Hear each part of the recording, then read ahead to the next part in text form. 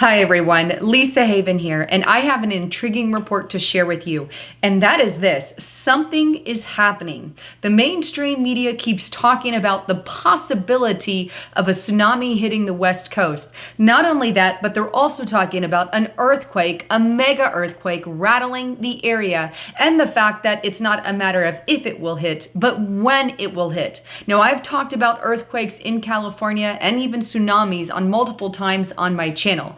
But my alarm bells start to increase a little bit when mainstream media goes to town talking about these things. And this is exactly what's happening. Everyone from the LA Times to local news sources from San Diego are talking about this. Now, the articles I'm about to show you all come from the time frame of September and October. That said, I'm not saying or predicting that something's going to happen anytime soon. I think this is just something that you should be aware of.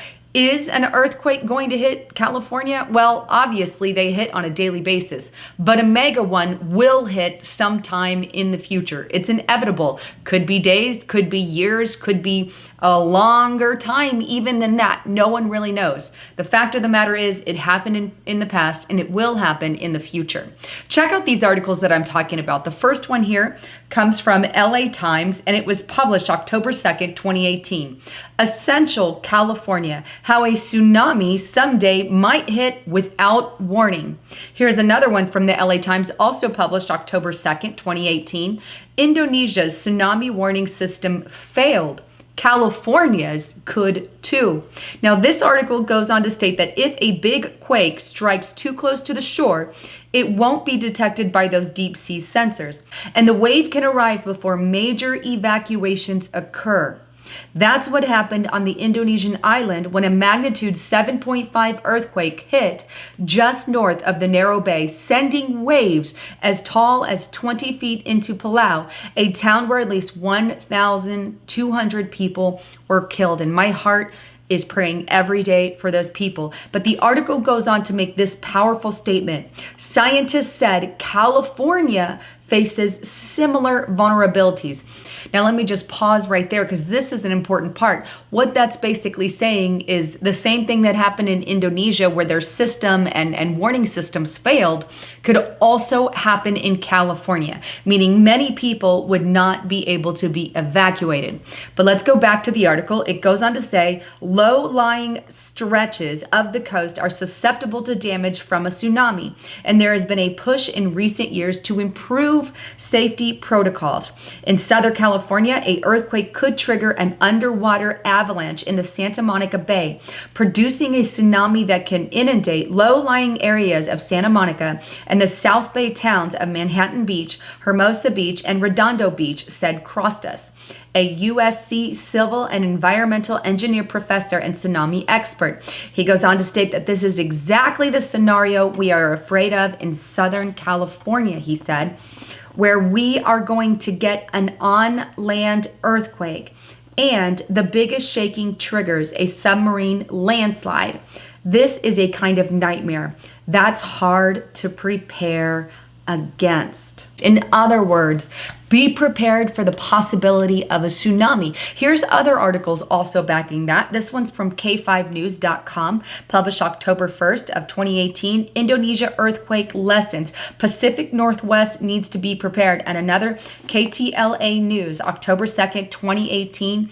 Indonesia tsunami shows critical blind spot in warning system for California and elsewhere. As you can tell, local news sources as well as the LA Times and even the mainstream media on the television are all warning of a tsunami that could possibly hit the area.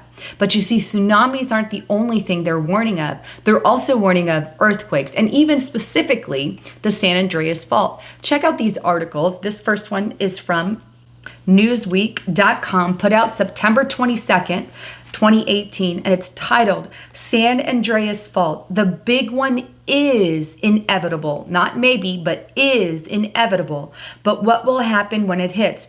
Here's another. KUSI News, a San Diego local news source, published October 3rd. The Great California Shakeout prepares California residents for the next big earthquake. Here's another from the Weather Channel, published September 26, 2018. Geologists detect unexpected deep creep beneath California's deadliest fault.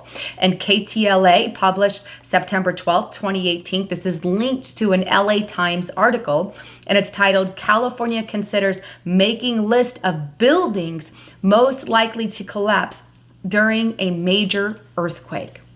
Well, there you have it. Sources from the mainstream media actually warning that a tsunami might hit and that a mega earthquake will hit at some point in the future.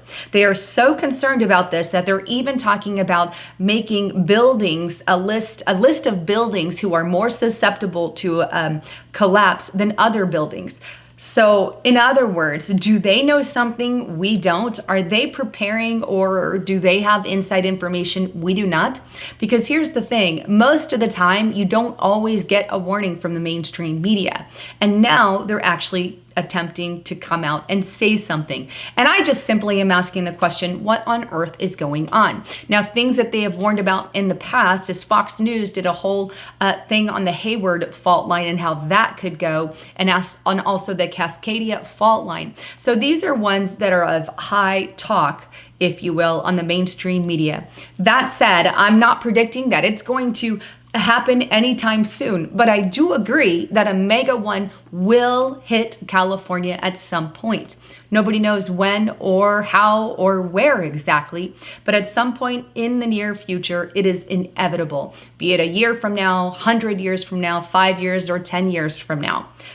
History shows that it does happen, and the tsunami, well, apparently that's up in the air as well. Anyhow, I'd love to get your thoughts, comments, and concerns. Please leave them below. And don't forget to check out my partner at TrumpCoin2020.com. They now have the Trump coin not only in silver, 0.999 silver, I believe, but also in gold, 24 karat gold. These things are great to give away as Christmas presents and or birthday presents for that matter, but they can also be sold in the bartering system if it comes to that at any point in the future. And obviously it's solid. It's your silver and your gold. So always good to have that on hand. Anyhow, thanks again for tuning in. I'm Lisa Haven, signing out.